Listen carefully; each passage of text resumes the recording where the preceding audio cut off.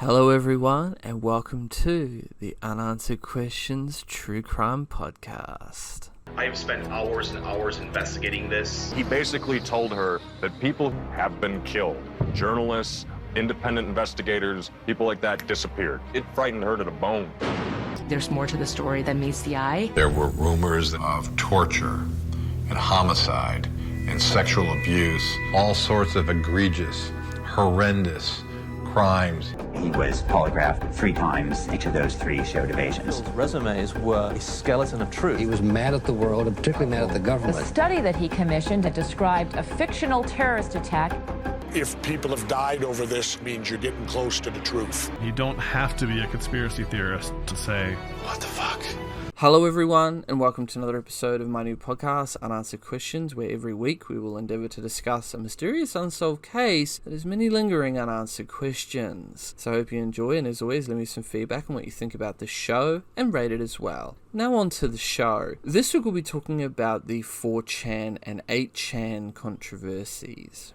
Now, 4chan is an anonymous and infamous English language imageboard website. Launched by Christopher Moot Pole in October 2003, the site hosts boards dedicated to a wide variety of topics from anime and manga to video games, cooking, weapons, television, music, literature, history, fitness, politics, and sports, among others. Registration is not available and users typically post anonymously. As of 2022, 4chan receives more than 22 million unique monthly visitors, of which approximately half are from the United States.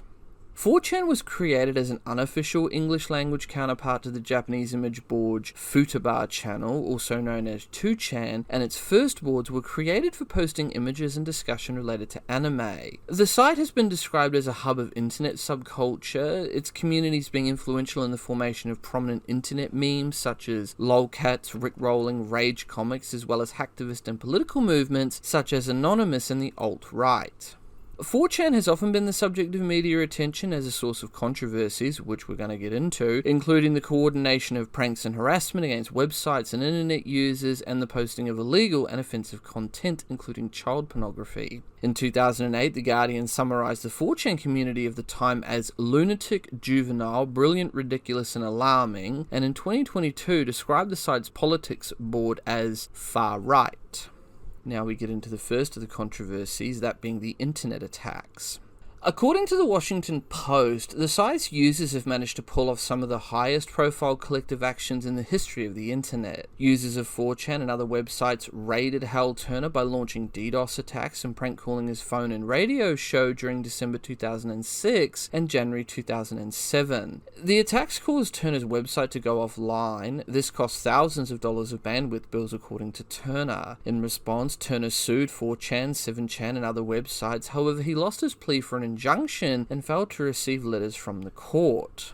KTTV Fox 11 aired a report on Anonymous calling them a group of hackers on steroids, domestic terrorists, and collectively an internet hate machine on July 26 of 2007. Slashdot founder Rob Mulder posted a comment made by another Slashdot user, Mayang, stating that the story focused mainly on users of 4chan, 7chan, and 420chan. Mayang claimed that the report seems to confuse /B raids and motivational poster templates with a genuine threat to the American public, arguing that the unrelated footage of a van exploding shown in the report was to equate Anonymous posting with domestic terror, end quote.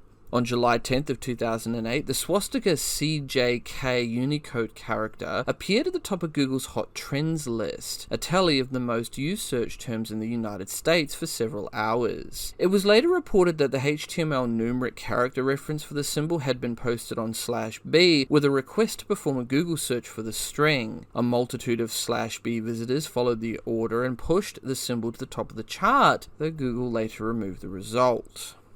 Later that year, the private Yahoo Mail account of Sarah Palin, Republican vice presidential candidate in the 2008 United States presidential election, was hacked by a 4chan user. The hacker posted the account's password on /B and screenshots from within the account's to WikiLeaks. A /B user then logged in and changed the password, posting a screenshot of him sending an email to a friend of Palin's informing her of the new password on the /B thread. However, he forgot to blank out the password in the screenshot. A multitude of /B users users attempted to log in with the new password, and the account was automatically locked out by Yahoo. The incident was criticized by some /B users. One user commented, quote, "Seriously /B, we could have changed history and failed epically," end quote. The FBI and Secret Service began investigating the incident shortly after its occurrence. On September 20th, it was revealed they were questioning David Kernel, the son of Democratic Tennessee State Representative Mike Kernel.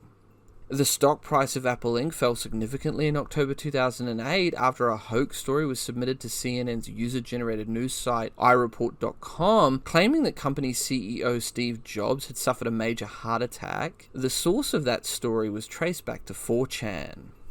In May 2009, members of the site attacked YouTube, posting pornographic videos on the site. A 4chan member acknowledged being part of the attack, telling BBC News that it was in response to YouTube's deleting music. In January 2010, members of the site attacked YouTube again in response to the suspension of YouTube user LukiWez1234 for failing to meet the minimum age requirement of 13. The videos uploaded by the user had apparently become popular with 4chan members, who subsequently became angered after the account was suspended and called for a new wave of pornographic videos to be uploaded to YouTube on January 6th of 2010. Later the same year, 4chan made numerous disruptive pranks directed at singer Justin Bieber.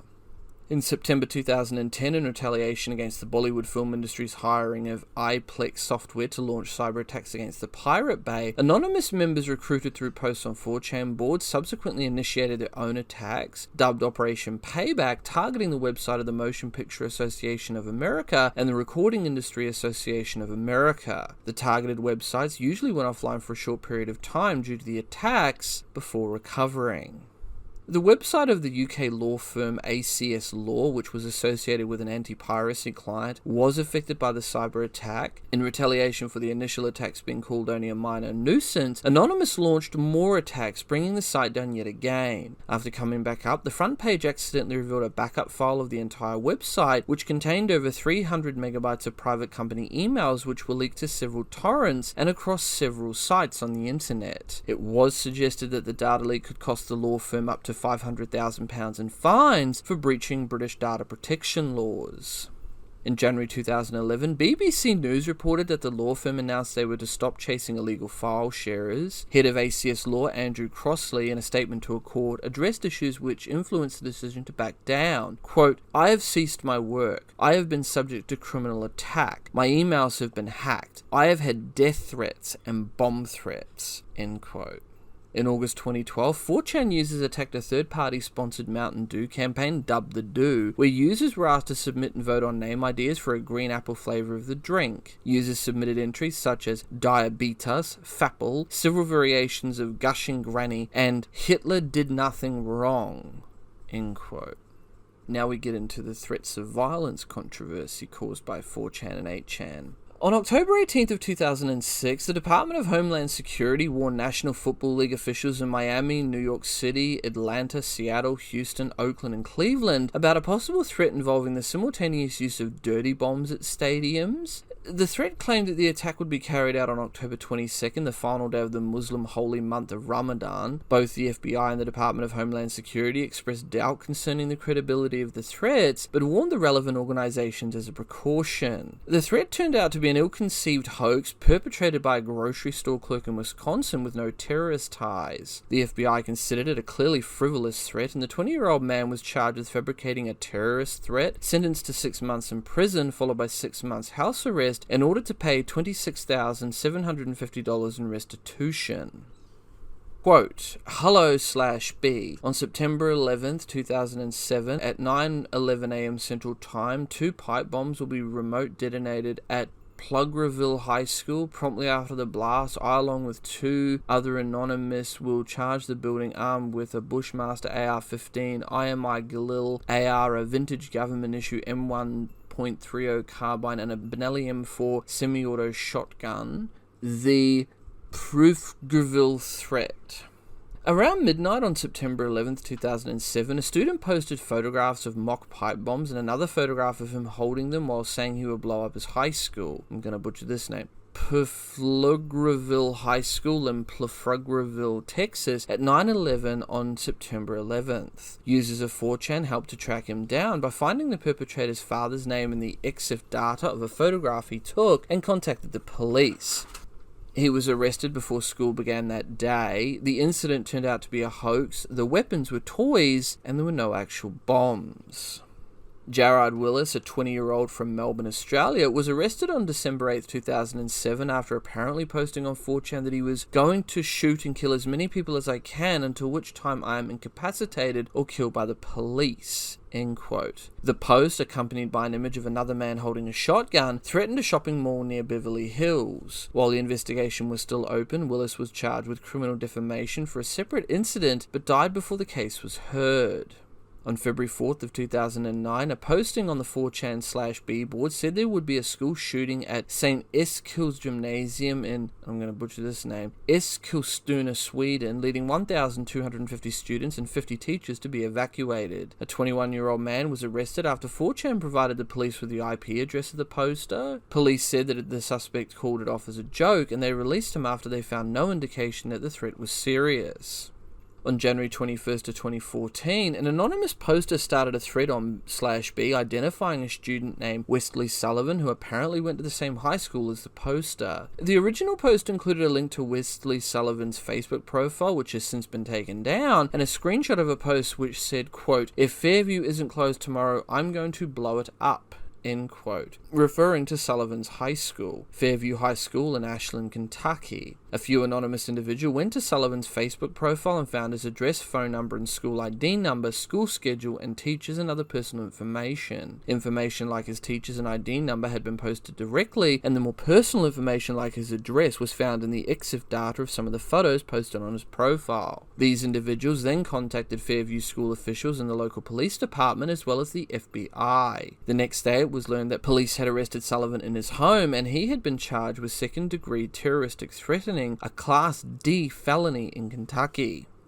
On June 28th of 2018, a man named Eric M. Radulovic, sorry if I get that name wrong, was arrested following an indictment by the US Department of Justice on one count of transmitting in interstate and foreign commerce a threat to injure the person of another. The indictment alleged that Radulovic posted anonymously to /poll the day after the Unite the Right rally, communicating an intention to attack protesters in an upcoming right-wing demonstration, ostensibly to elicit sympathy for the alt-right movement. Quote, "I'm going to bring a Remington 700 and start shooting alt-right guys. We need sympathy after the Landwell got all the liberals teary-eyed, so someone is going to have to make it look like the left is becoming more violent and radicalized. It's for a false flag for sure, but I'll be aiming for the more tan/dark-haired muttered genes in the crowd, so real whites won't have to worry," end quote, wrote Radulovic according to the indictment.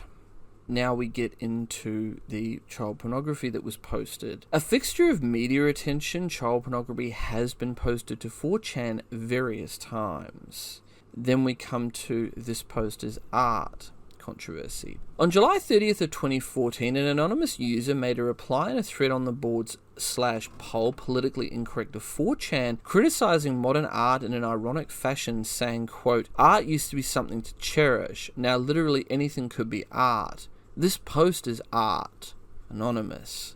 End quote. Less than an hour later, the post was photographed off the screen and framed by another user who posted another reply in the thread with a photo of the framed quote. Later, the user, after endorsement by other anonymous users in the thread, created an auction on eBay for the framed photo, which quickly rose to high prices, culminating in a price of over $90,900.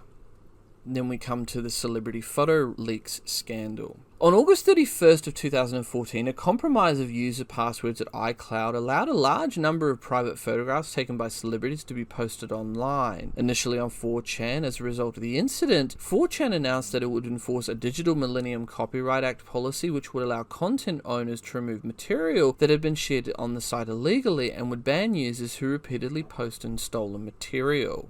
Then we come to the Gamergate controversy. Also in August of 2014, 4chan was involved in the Gamergate controversy, which began with unsubstantiated allegations about indie game developer Zoe Quinn from an ex-boyfriend, followed by false allegations from anonymous internet users. The allegations were followed by a harassment campaign against several women in the video game industry organized by 4chan users, particularly /R9K. Discussion regarding Gamergate was banned on 4chan due to alleged rule violations, and Gamergate supporters moved to alternate forums such as 8chan. Now we come to the murder in Port Orchard, Washington. According to court documents filed on November 5th of 2014, there were images posted to 4chan that appeared to be of a murder victim. The body was discovered in Port Orchard, Washington after the images were posted. The posts were accompanied by the text, quote, "Turns out it's way harder to strangle someone to death than it looks on the movies." A later post said, "Check the news for Port Orchard, Washington in a few hours. Her son will be home from school soon. He'll find her, then call the cops. I just wanted to share the pics before they will find me." End quote. The victim was Amber Lynn Copeland, aged 30. The suspect, 33-year-old David Michael Kellick, surrendered to police in Oregon later the same day. He was charged with second-degree murder involving domestic violence. Kellick was convicted in April 2017 and was sentenced to 82 years in prison the following month.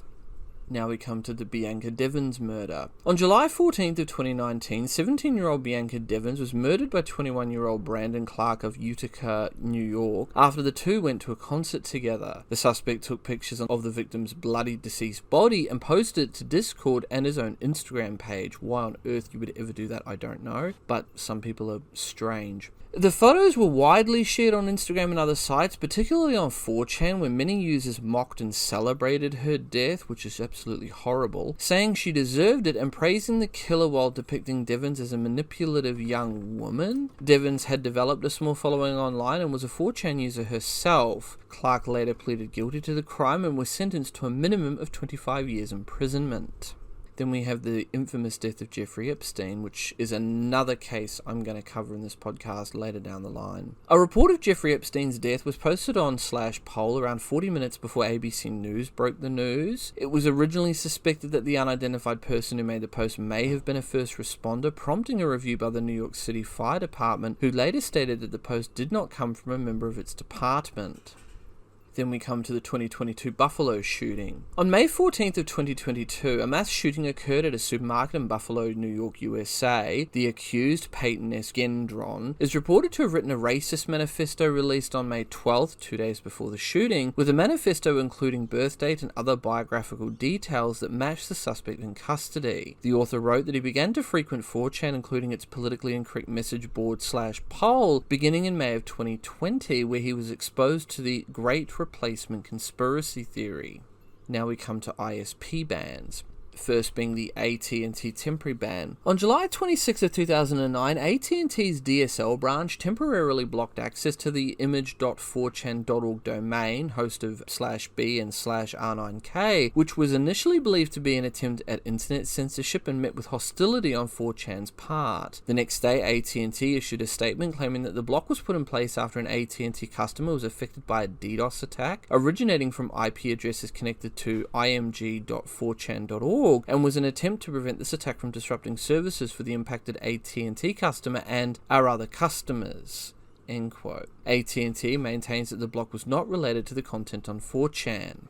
4chan's founder, Christopher Poole, responded with the following, quote, "In the end, this wasn't a sinister act of censorship, but rather a bit of a mistake and a poorly executed, disproportionate response on AT&T's part. Whoever pulled the trigger on black-holing the site probably didn't anticipate nor intend the consequences of doing so. We're glad to see this short-lived debacle has prompted renewed interest and debate over net neutrality and internet censorship, two very important issues that don't get nearly enough attention, so perhaps this was all just a blessing in disguise." End quote. Major news outlets have reported that the issue may be related to the DDoSing of 4chan and that 4chan users suspected the then owner of Swedish-based website anontalk.com. And then we come to the Verizon temporary ban. On February 4th of 2010, 4chan started receiving reports from Verizon wireless customers that they were having difficulties accessing the site's image boards. After investigating, Pool found out that only the traffic on port 80 to the boards.4chan.org domain was affected, leading members to believe the block was intentional. 3 days later, Verizon Wireless confirmed that 4chan was explicitly blocked. The block was lifted several days later. Then we have the Telstra ban. On March 20th of 2019, Australian telecom company Telstra denied access to millions of Australians to 4chan, 8chan, Zero Hedge and LiveLeak as a reaction to the Christchurch mosque shootings. Then we come to New Zealand. Following the Christchurch mosque shootings, numerous ISPs temporarily blocked any site hosting a copy of the live stream of the shooting, including 4chan. The sites include Spark, Vodafone, Focus, and 2 Degrees. Now we come to the 8chan controversies. 8kun, previously called 8chan, Infinite Chan, or Infinity Chan, stylized as the infinite symbol with Chan after it, is an image board website composed of user-created message boards. An owner moderates each board with minimal interaction from site administration. The site has been linked to white supremacism, neo-Nazism, the alt-right, racism and anti-Semitism, hate crimes, and multiple mass shootings. The site has also been known to host child pornography, and as a result, it was filtered out from Google search in 2015. Several of the site's boards played an active role in the Gamergate controversy, encouraging Gamergate affiliates to frequent 8chan after 4chan banned the topic. 8chan is the home of the discredited far-right QAnon conspiracy theory, which I will go into in another podcast episode. Shortly before the 2019 El Paso shooting, a 4-page message justifying the attack was posted to the site, and police have stated that they are reasonably confident it was posted by the perpetrator. In the aftermath of the back-to-back mass shootings on August 3rd in El Paso and August 4th in Dayton, Ohio, respectively, the site was taken off ClearNet on August 15th of 2019 when network infrastructure provider Cloudflare stopped providing their content delivery network CDN service. Voxility, a web services company that has been renting servers to Epic, the site's new domain registrar, as well as Epic CDN provider subsidiary BitMitigate, also terminated service. After several attempts to return to ClearNet were ultimately stymied by providers denying service to 8chan, the site returned to the ClearNet as 8kun in November 2019 through a Russian hosting provider. Now we get into the 8chan controversies. Numerous controversies related to content posted on 8chan have arisen to the extent that participation by individuals or companies in the website can itself cause controversy. On February 25th of 2019, THQ Nordic hosted an AMA Ask Me Anything thread on the video games board of the website /V, for which it later apologized. Now we come to the usage and planning the storming of the US Capitol. 8kun, which is one of the primary platforms used by followers of QAnon and those on the far right, was used by rioters to plan the January 6th, 2021 storming of the United States Capitol. Some posts on the message board discussed which politicians the posters would kill once they entered the building, and some suggested killing police, security guards, and federal employees. After receiving questions from The Guardian following the attack, the cyber attack protection company DDoS Guard terminated its service to 8kun's hosting provider, theunansweredquestionspodcast.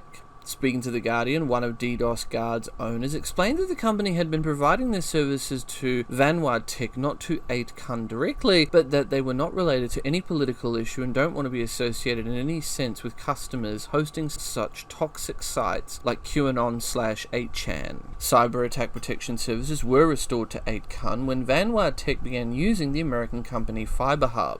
On August 27th of 2021, the US House of Representatives Select Committee investigating the storming of the Capitol demanded records from 8kun alongside 14 other social media companies going back to the spring of 2020. Now we come to Gamergate, which is definitely a topic I may discuss in a later podcast episode. I will have to do some more research on that. On September 18th of 2014, 8chan became entangled in the Gamergate controversy after 4chan banned discussion of Gamergate, whereupon 8chan became one of several hubs for Gamergate activity. The site was little known prior to the controversy, and 8chan's initial Gamergate-orientated board also gained attention after being compromised by members of the internet troll group Gay N Association of America, forcing Gamergate activists to migrate to /Gamergate. This replacement quickly became the site's second most accessed board. Now we get into swatting incidents and violent threats. In January of 2015, the site was used as a base for swatting exploits in Portland, Seattle, and Burnaby, British Columbia, most of them tied to the victim's criticism of Gamergate and 8chan's association with it. The attacks were coordinated on a board on the website called /Baphomet. One of the victims of a swatting attack said that she was singled out because she'd followed someone on Twitter. On February 9th of 2015, content on the /Baphomet subboard was wiped after personal information of Catherine Forrest, the presiding judge in the Silk Road case, had been posted there.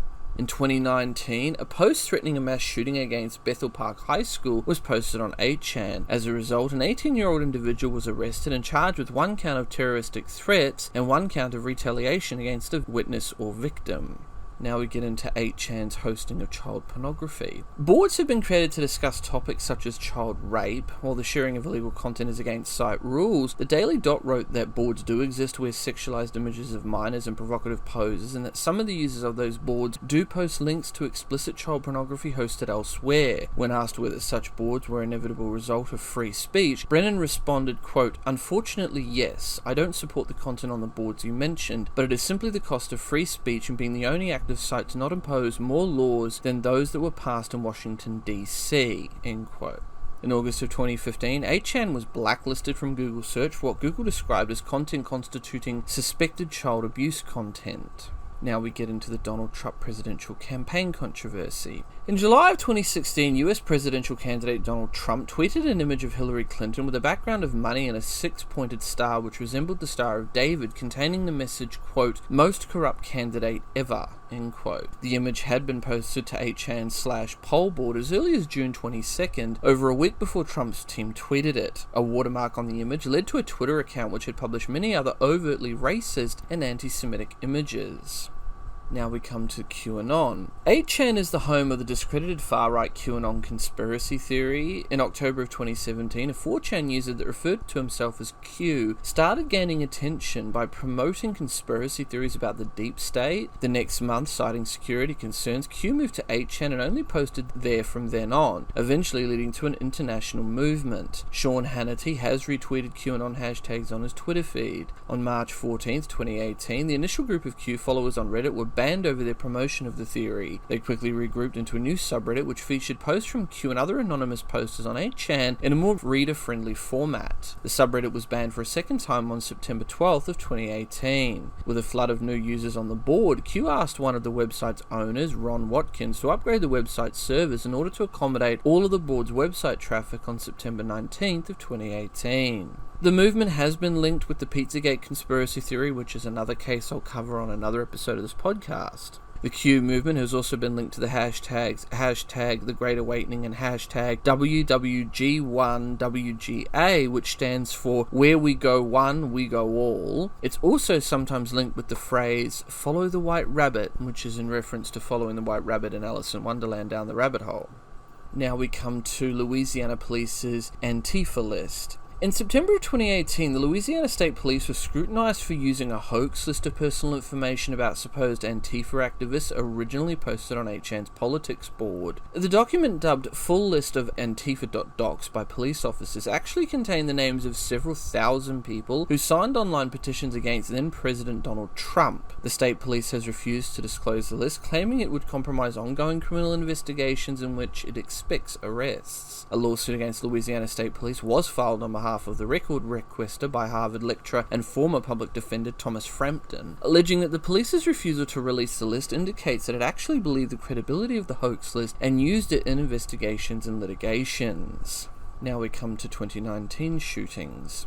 The perpetrators of 3 mass shootings, all in 2019, each used 8chan to spread their manifesto. As a result, there were increased pressure on those providing 8chan's internet services to terminate their support, which led to the services company's withdrawal from providing CDN and domain registry, taking the website off the ClearNet. First, we have the Christchurch mosque shootings, which I mentioned before. Prior to the attacks on 2 mosques in Christchurch, New Zealand on March 2015-2019, the perpetrator, Brenton Harrison Tarrant, posted links to what was ultimately a 17-minute Facebook live video of the first attack on Al Noor Mosque and his white nationalist neo-fascist manifesto, The Great Replacement, named after the French far-right conspiracy theory of the same name by writer Renaud Camus, detailing his anti-Islamic and anti-immigration reasons for the attack. The shootings overall left 51 dead and 40 more injured. Some members of HN reshared it and applauded the attacks. On March 20th of 2019, Australian telecom companies Telstra, Optus and Vodafone denied millions of Australians access to the websites 4chan, 8chan, Zero Hedge and LiveLeak as a reaction to the Christchurch mosque shootings. New Zealand's ISPs, Spark, Vodafone and 2 Degrees, with a near monopoly of the broadband and mobile market share in New Zealand, also followed suit in blocking 4chan, 8chan, Zero Hedge and LiveLeak for a number of weeks following the shootings, blocking 8chan and other similar websites at a DNS level in an attempt to prevent the proliferation of widely accessible content that was classified as objectionable by the chief censor of New Zealand.